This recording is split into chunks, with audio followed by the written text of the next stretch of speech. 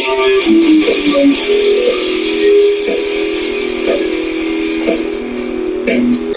everyone, welcome to Logan's Mosh Pit. Glad to have you here. Do me a favor, please subscribe if you haven't already.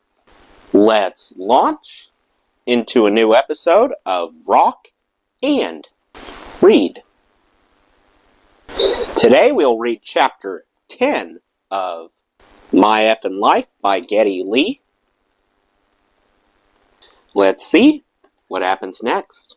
Just about the first thing Alex and I noticed about Neil was, hey, this guy reads a lot. He always had a stack of books with him on the road, and it made quite the impression on me to be in the company of someone who, wherever we were, in the middle of whatever maelstrom, could just disappear into the pages. Alex and I were far more restless. We'd be goofing off half the time, but once Neil opened that book, he was gone. He was this fascinating creature we had found in our midst, and we were two dogs circling him, sniffing him out, observing his habits. He was the one who really got us into sci-fi. The fount of all the fantasy we read back then was The Lord of the Rings, which the three of us devoured simultaneously, and after which I became a huge John Wyndham fan. I had never dug the chrysalids when forced to read it in school, but taking in the Midwich Cuckoos and the Day of the Triffids for pleasure was a whole nother world. Among my favorites were Robert A. Heinlein's Stranger in a Strange Land, a benchmark book in the realm of sci-fi and fantasy, Mervyn Peake's deliciously dark epic, the Gormenghast Trilogy, the work of Lord Dunsany, aka Edward John Morton Drax Plunkett, the 18th Baron of Dunsany, one of the founders of the high fantasy genre, who wrote more than 90 books, and Ursula K. Le Guin's Earthsea novels. I never quite got into his most esteemed author, Samuel Delany, but thanks to Neil, there was suddenly a library full of escapes from the rigors and drudgery of the road. Then, faithfully as it would turn out for Rush, he introduced us to Ayn Rand's Anthem, which made sense for us to read, since we already happened to be writing a song called Anthem, though I cannot say I ever grokked its fullness. But I'll save the whole Ayn Rand debacle for later. Neil's verbal aptitude was such that Alex and I suggested he try his hand at writing lyrics. Somewhat non-committally, he said he'd give it a go, and would soon come up with his first, Beneath, Between, and Behind.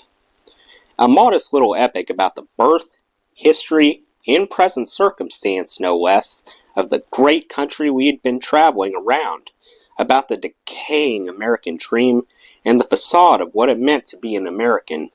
Its breakneck speed actually makes the song, but when I first tried to sing it, I was like, holy, this is impossible. How am I going to sing all these words this fast? But when I hear it now, it sounds like the crowds of history. It's supposed to be busy.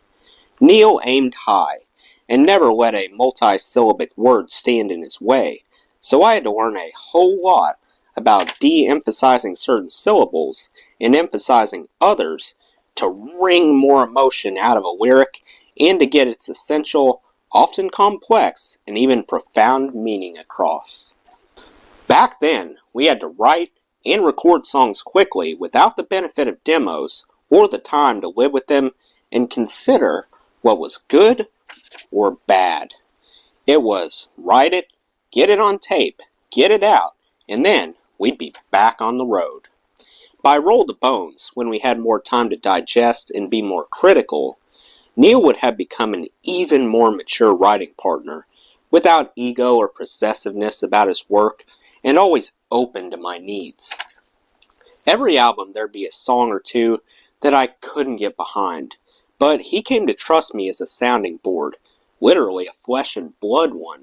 For example, Sir Gawain and the Green Knight, a song for Permanent Waves that was replaced by Natural Science, started out as a very Genesis-style, proggy, fantasy-lit lyric, and Alex and I were not feeling it. So Neil, let it go. He understood that since I was the person who had to sing the words and emote the feelings behind them, he had to be flexible, even if it meant dropping something he'd written. He'd just say, "I'm just happy to have written it." He was a better man than me. Typical of young bands, our earliest method of communicating musical ideas was sharing examples of other bands' work, or using abstract terms like kerrang or rizzy, made up onomatopoeic words. As we embarked on the Fly-By-Night album with Terry at the helm, we started to appreciate how visual and art form music can be. I know that sounds odd, but since we lacked the benefit of formal music training, conceiving music as cinema allowed us to express more articulately the size, color, texture, and balance of the sounds we heard in our heads. Terry taught us how to create a soundscape, which was a huge leap forward for us, and one that went hand in hand with the lyric stories Neil was beginning to write. Fly By Night is a record of extremes that foretold how we would approach the dynamic flow of all our albums to come, with its hard rockers, gentler moments, and, this event called By Tour and the Snow Dog, a song that sort of began as a joke based on the names Howard had given Ray Daniels' dogs, one a German Shepherd, the other a much smaller pooch, after watching them scrap. Neil turned them into characters in an underworld battle between good and evil, and Terry encouraged Alex and me to experiment with our instruments to create the personalities of the two beasts. It may sound silly, but when we weren't chuckling at what was the first of many inside jokes in our music, we were serious about our first prog rock effort. Listen to what the rhythm section is doing, especially in the middle section, and consider that Neil had been in the band for only 6 months, and you will hear what a dramatically different band we had become. Neil had a catalytic effect on Alex and me, confirming and unleashing all the notions swirling around our heads. Unlike Working Man, where the meat in the sandwich was in essence a bluesy jam, By Tour was our first song with a structured instrumental section. Lyrically speaking, we were figuring out that science fiction could be a very useful literary device for us, one where we could bend or break the rules any way we chose, and with Terry encouraging us to imagine the stereo spectrum as a blank canvas on which we could project a story, By Tour became a prototype for all our future epics. For By Tour's growling in the middle section battle scene, I detuned my E string right down to a loose flapping string and played it over the rhythm track through a fuzz tone, then gave it repeats with an echoplex for the wow wow wow thing. Then Alex recorded a screaming guitar to represent the Snow Dog's attack. It was like a video game. We didn't consciously think of this at the time, but I realize now that the song is part of a grand tradition of rock and roll battle songs. From that era, ELP's Tarkus, King Crimson's Lizard, and Achilles' Last Stand on Zeppelin's Presence are just 3 that spring to mind. Finally, on the vinyl record, there's the runoff groove with snow crystals chiming on forever. Not sure who came up with that idea, but we all agreed it should sound like the story wasn't over. Is By Tour vanquished, or just returned to the underworld to regain his strength, like Voldemort? Most of the songs we had ever written had lasted longer than 5 minutes, so any vaguely catchy shorter tune had invariably been chosen as the single. Best I Can was one of a number seized on for radio play from our first LP, In the Mood another, but none of them had all the right ingredients for a hit, whatever those might be. Sometimes people would suggest to us that if we released such and such a song it could be a hit. And we'd respond, "Ha, yes, well, maybe if someone else covered it." Alex and I enjoyed trying to write the occasional short and catchy ditty, but we never really worked out how to pull off such a trick. What we did best was write riffs that were fun and hard to play, not breezy hooks or earworms. We'd always ruin it by thinking up some other part we thought would make the song more interesting, which coming from us was the opposite of a short and catchy number. From our second album, Mercury chose Fly By Night, though we never composed it with that in mind. Indeed, just because a song is released as a single doesn't mean it's going to be a hit or even get played, and Top 40 radio has always had a strong aversion to playing Rush. Even without its help, our album would eventually make platinum, but the best the single did on release in America was number 186. I know it's well loved now, but it's always been one of my least favorite Rush songs. It sounds kind of dinky to me.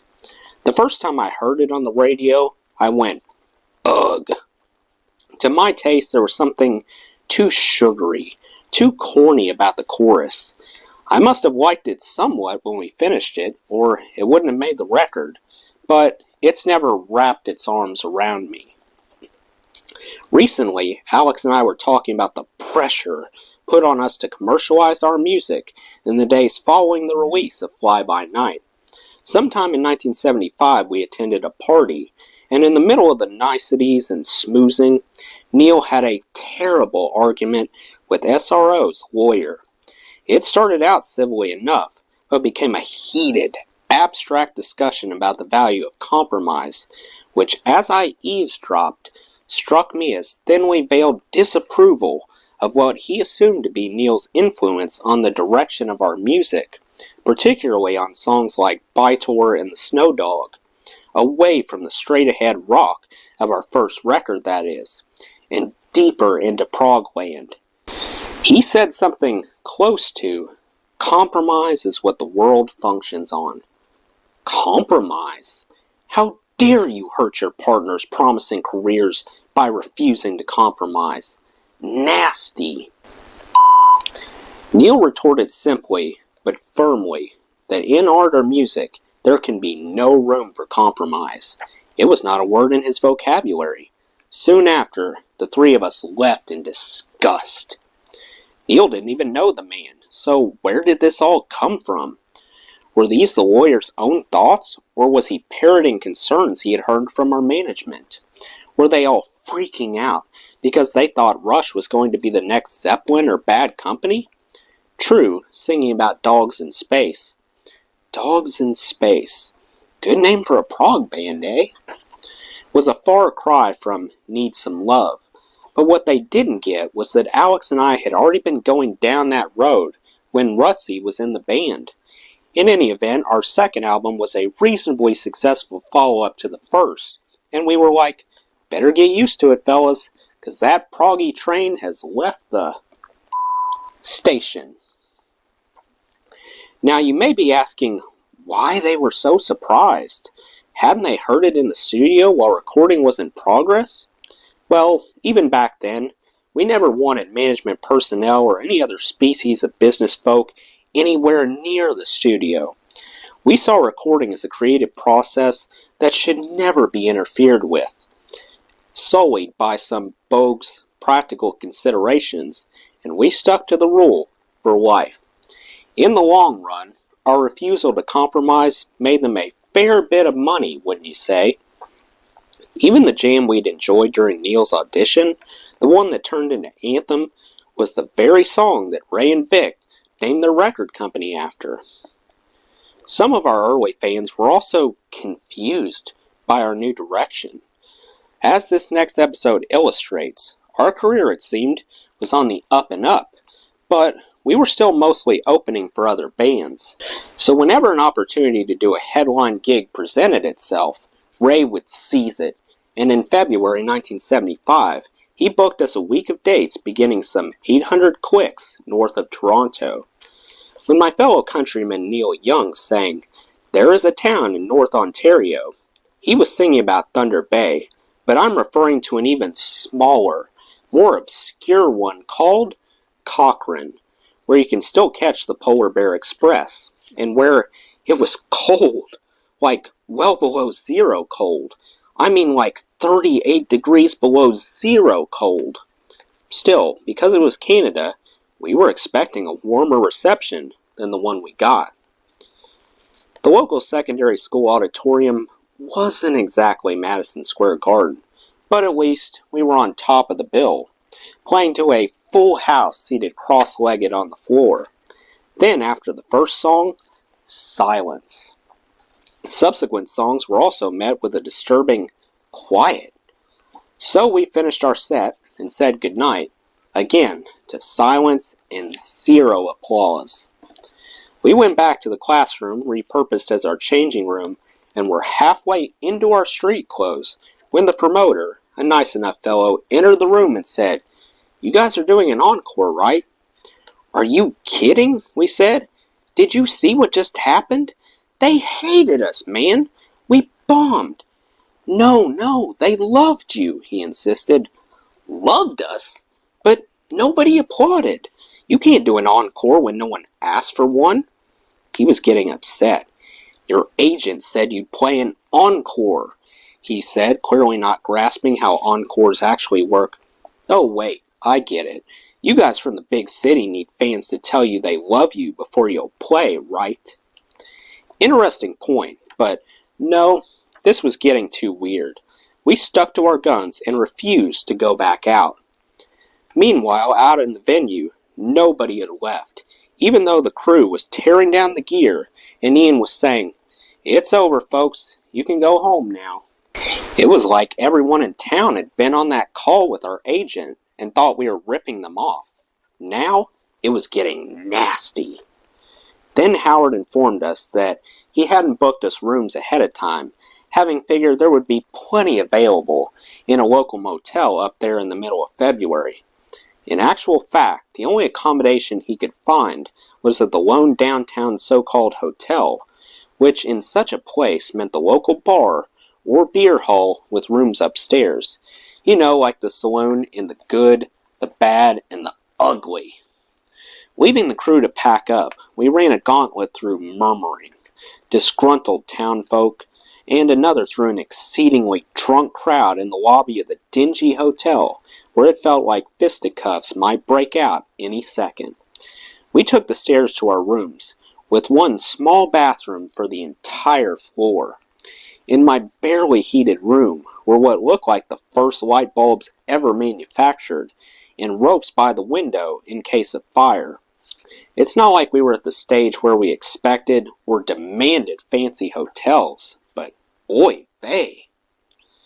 The road crew was worryingly late when they finally arrived, and indeed after a fight had broken out in the lobby, they were frozen to the bone, telling us that someone had drained the truck of gas. They had had to leave it at the gig and run all the way in their flimsy jean jackets. Roadies usually wear shorts or light clothing because they work up such a sweat loading gear, and hadn't been prepared for a 2-mile jog in sub-zero weather. You gotta laugh. I mean, was this the karmic wheel? With us? We all slept fully clothed, got through the night somehow, gassed up in the morning, and bade farewell. Or should I say, fled, that town in North Ontario, with, as the song continues, memories to spare. Back in the States in 1975, we had moved up a notch from opener to special guest status, with a slightly longer set supporting ZZ Top, Blue Oyster Cult, Styx, The Faces, Status Quo, Aerosmith, and various others. Working with certain of those bands, we realized we had probably been spoiled by Kiss, and now found ourselves having to bite on the proverbial reality sandwich. At the Winterland Ballroom in San Francisco, we were opening for them again, with the Tubes as special guests. Though, by the way, both we and Kiss were treated, you'd think it was a Tubes show, with a couple of other bands thrown in for good measure. Things hadn't boded well for us from the start, when on our first night in town, our vehicle was broken into, and my acoustic guitar and other things were stolen. That was one thing, grumble, grumble, but when we got to the gig, we found the tension backstage palpable. The infamous concert promoter Bill Graham, who also happened to manage the Tubes, had given his band first priority on everything. Stage space, sound check, the lot. It was a big to the Kiss crew, and they were not happy. After our set, one of the in-house stagehands ineptly dropped one of Alex's amps off the side of the stage, damaging the speaker. No one appeared interested in taking responsibility for it. The stage crew just sloughed it off, and after Hearns failed to get any joy from Graham himself, Alex's Serbian blood began to boil. He proceeded to follow the man around the venue, yelling at him to man up and pay for the damage. Eventually, Graham turned around, and just to get Alex off his back, said, Okay, I'll pay for it. But of course, he never did. What would have cost him $100 that day set the tone for our relationship forevermore. Next time we'd be at the same venue was November '76 for 2 shows with Ted Nugent and Bebop Deluxe.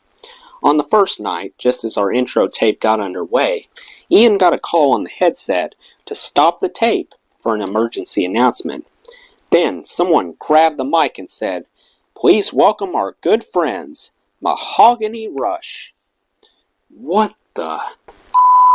Ted's stage manager grabbed the mic back from him and did a proper introduction, but the message had already been delivered.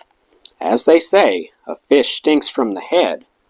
Graham's disdain for us had evidently trickled down to his crew.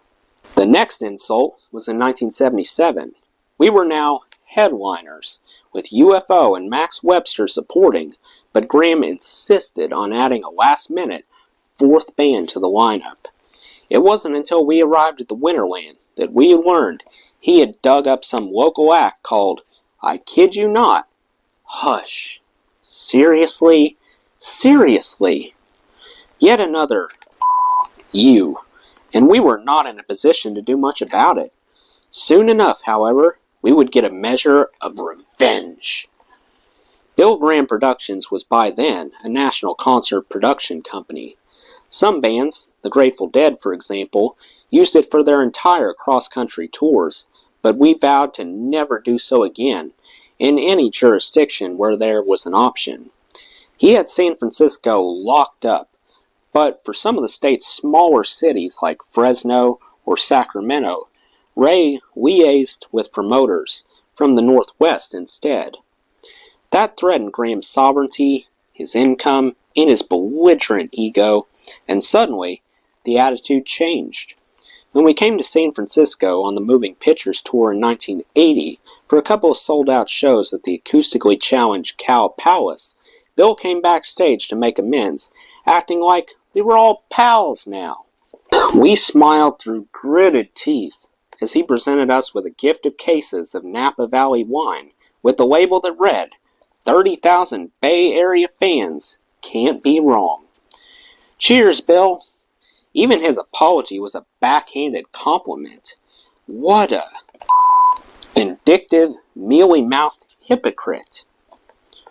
In those days, a number of headliners we felt either gave us a whiff of indifference or a definite insecurity vibe.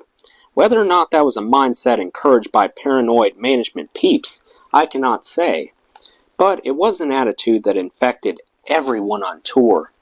Here's another illustration of the way such backstage politics sometimes played out. I've told you how important I insist sound checks are, but I also understand that there can be extenuating circumstances under which a support band cannot expect to be given one. If the headliner is having equipment issues or filming their show, say, they have every right to sort their problems out at the expense of the other bands on the bill. It's their show after all, and one involving serious logistics. It doesn't matter if the show's at Madison Square Garden or in Medicine Hat.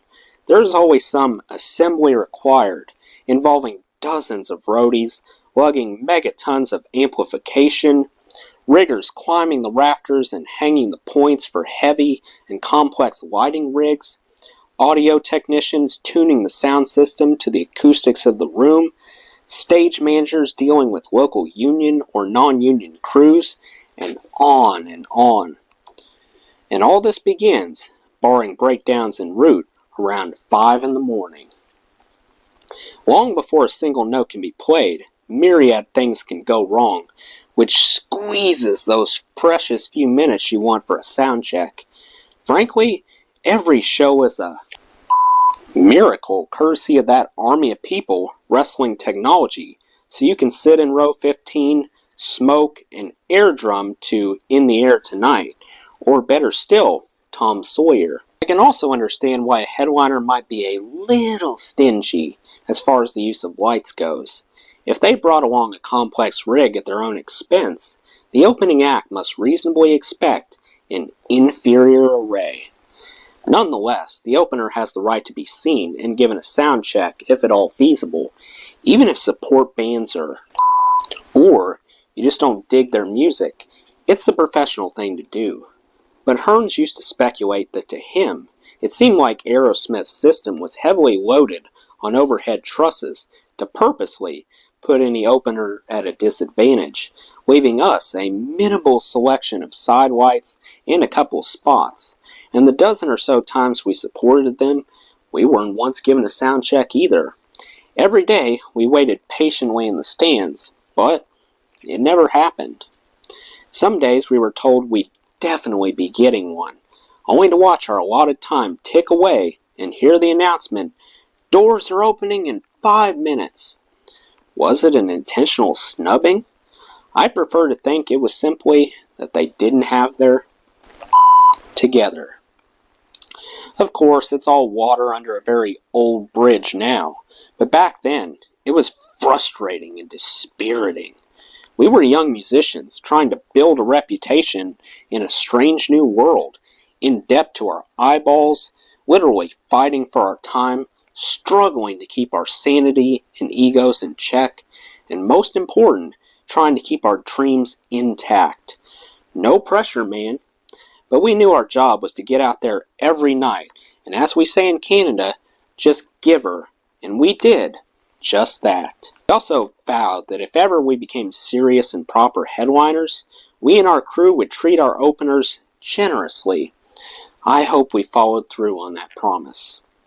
Traversing the Midwest and moving down the West Coast, we played some 40 shows, 28 of them with Kiss, with whom we'd established a terrific rapport. Ace had an outrageous, maniacal laugh, like one of those scary clowns in amusement parks that he loved to use, and we loved to trigger. So we'd gather in his room, where Hearns would regale him with his own road stories, while Alex and I smoked and listened in like a radio audience. Alex invented a character called the Bag.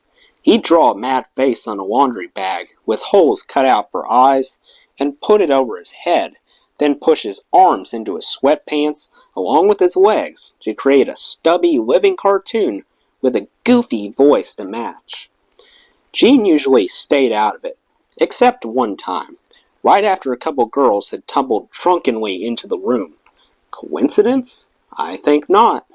Which is when I first saw a different side of him. One of the girls had grabbed the bag off Alex's head, totally crushing our vibe. Ace and the rest of us were well pissed off, and I asked them to leave. After escorting them out into the hallway, Gene followed, grabbed me, and pushed me against the wall, demanding to know why I had given them the boot. "Hey man," I said, "they were bumming everyone out." He said, "Yeah, but..." And he angrily shared with me a few words that could only be described as a lesson in female anatomy. I'll leave it at that. So uncool. During that run in 1975, Rush hit a major milestone, a return to Massey Hall, but this time as proper headliners. Standing on the stage as our gear was being set up gave me pause. If I'm honest, a moment of existential angst to think that for one night the stage would be ours. Was this really happening? I looked out at the empty hall, which suddenly seemed so much smaller than all the times I had seen it the other way around as a concert goer. I peered up at the second level, where once I had sat alone watching my hero Jack Bruce play the out of his Gibson EB3, and now here I was, about to have my own moment in the spotlight. I know it sounds corny, but I truly got chills and was jangled with nerves right until we hit the stage, when Alex caranged those first notes of Finding My Way, and I sang, "Yeah, ooh yeah," to the sold-out house. I still remember that as the highlight of my life up until then, but I'd be remiss if I didn't mention the critical response.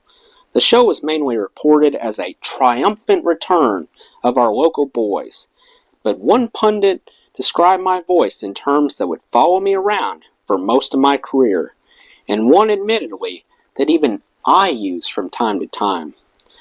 "Lee sounds like the howling in Hades," wrote Robert Martin in the Globe and Mail. "The music is pretty standard heavy metal stuff, guaranteed to rattle the loose change in your pocket. Still, they must be doing something right, judging by the number of young women who leapt onto the stage to give Lee roses and plant wet ones on his cheek." Well, that's the end of Chapter 10. Let me know what you thought of this chapter in the comments below. That does it for today's video, guys. I hope you enjoyed. Make sure to like, comment, and subscribe if you haven't already. I really appreciate the support. I'll see you next time. Till then, rock on.